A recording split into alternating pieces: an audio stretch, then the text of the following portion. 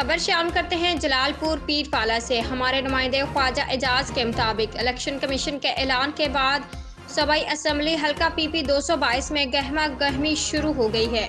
उम्मीदवारों ने अपने अपने सपोर्टरान के हमरा काफिलों की सूरत में रिटर्निंग ऑफिसर मिर्जा राहिल बेग के दफ्तर पहुंचे।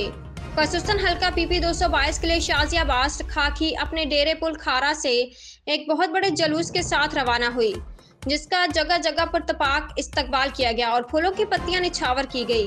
फजा इमरान खान जिंदाबाद के नारों से गूंजती रही और पीटीआई के मिली नगमे गूंजते रहे।